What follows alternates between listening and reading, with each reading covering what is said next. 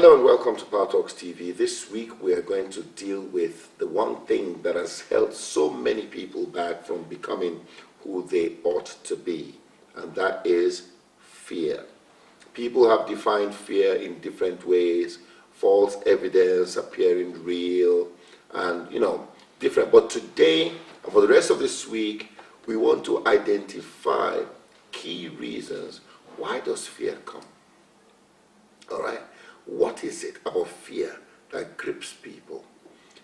Let me start by saying, if you're scared of being wrong, you reduce your chances of being right. We need to understand this. You see, fear is rooted in pride and ignorance. Pride, because you think you're all that, and you don't want your spick and span, sneaky clean reputation to be tarnished in any way. But I'll have you know, only those who are ready to lose sight of the shore will ever discover new lands. Only those who turn their backs on the crowd will ever conduct the choir. Greatness is reserved for the unashamedly humble, those who are humble enough to be wrong. Fear is rooted in ignorance because the people bound by fear do not realize that even if it doesn't work like you plan, the greatest successes have been born out of the greatest failures.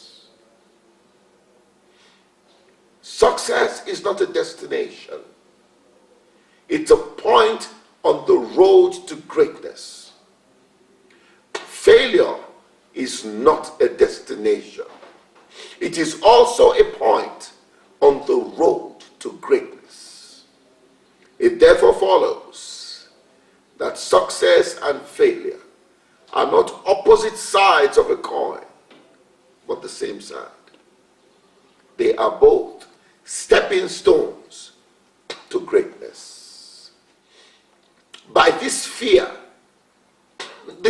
of failure, potential kings have remained servants. Potential CEOs have remained unemployed dreamers. By this fear, potential billionaires have remained paupers. By this fear, potential leaders have remained followers. I remember as an insecure young man many years ago, there was a particular young lady I wanted to ask out. Wanted to ask her on a date, and I couldn't because I was scared of being turned down. Now, looking back, had she said no, would I have died? Of course not. But I was confined by fear. Years later, I bumped into her and some friends. And everybody is now a very accomplished person in their own right. And she said to me, Wale, when we were in school, I had a crush on you. And I'm thinking, my goodness. She said, yes, I had a crush on you, and everybody was expecting you to come and ask me that, and I was waiting, and you never did come. Why? Fear.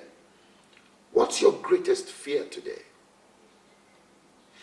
If you can conquer your greatest fear, you are on your way to living your highest life. What is it that has stopped you? What is it that fear has stopped you from doing? Swimming, riding a bicycle, starting a business, whatever it is. The more you put it off, the more difficult it becomes to do. I lived my life, my mom had a chronic fear of water. And so growing up as a little boy, we could never accidentally be found in the swimming pool. Then, as an adult, I began to live. I had a place near the coast. I actually had a beach right outside my fence. It was a beach house. And when my children tried to swim, I would get scared and persuade them and tell them, no, you don't do that, it's dangerous. Suddenly it dawned on me, my mother's fear was also finding expression through me. So I decided I was going to learn how to swim. So I got someone, a friend of mine, said he was going to teach me. And he said, the important thing is to make sure you stay afloat in the water. Now, every time I tried to get in the water, I would struggle to stay afloat, and then I began to sink. Drank a lot of water. But one day, I began to ask a lot of questions, ask myself. I said, these ships that are floating are millions of times heavier than me, yet they float. Then I remembered something I'd seen. That many times when you watch a movie and someone is drowning, they struggle and struggle and struggle, then they die, they drown. But once they are dead, they float back to the surface. So I realized, what really kills people is the struggle. And I learned then to just stay afloat and relax myself. Next thing my friend told me, he said, you have to be able to stay in the water for up to an hour. Why? Because I'd set a goal. I was going to swim across an ocean creek that was about 1 kilometer wide. And so he said, you're going to have to stay in the water for 1 hour swimming. Now that was a tall order, but I did it. Now I got discouraged. I remember the day I went online to check out the average depth of the Indian Ocean, and I saw it was somewhere between 8 and 11 kilometers. My zeal for swimming evaporated. But I went back. There was one big problem I had. I could float as long as, if I needed the ground, I could find the ground. So anytime I got to a place where my feet could not touch the ground, I freaked out and I began to sink. Then one day, I thought of it again. I realized that when I'm lying down on the water, whether it's 2 feet of water, 20 kilometers of water, if I'm lying down, my feet don't touch the ground. So I realized the depth of the water was in my mind. And that day, I broke that. And I began to swim. So then I began to stay in the water for an hour. And after a few months, the D-Day came, when I was now going to swim across the creek. My wife and kids, they stood on one end of the beach, and it was a big ceremony for me. It was my day of conquering generations of fear of water. And I was not doing this in a pool that is controlled. I'm doing this in the ocean. So I began to swim out. And my wife said she saw my head get smaller and smaller and smaller. Now, a few things happened on the way that I did not plan for. First, the current went crazy.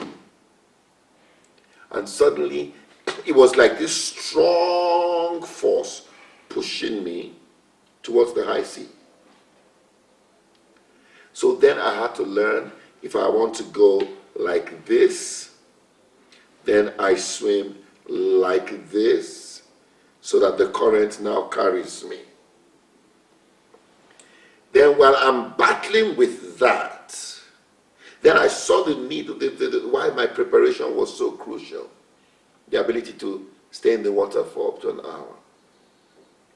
Now, just as I'm battling with the current issue, then a swarm of bees suddenly show up. Now, you don't blame them. They were looking for a dry surface. And the only dry surface they could find in the ocean was my head. So they descended on my head. So I had to go under.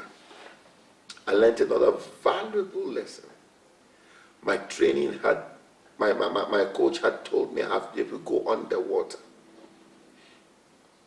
So I swam underwater for a while, come up, breathe, go back again.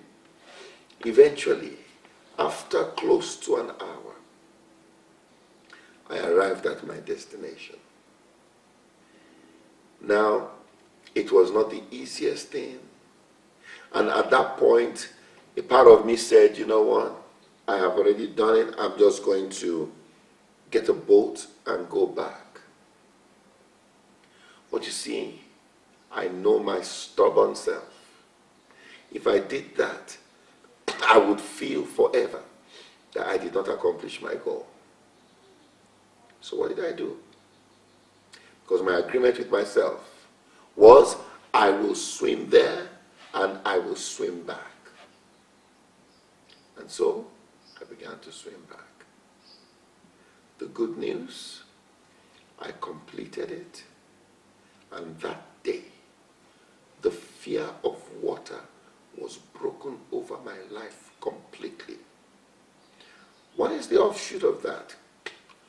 Not only am I fishing water, my children also got the confidence. All my kids can swim perfectly. So, a whole lineage of fear of water was broken by someone who says, I'm going to confront that fear. And that's what you need to do to your fears.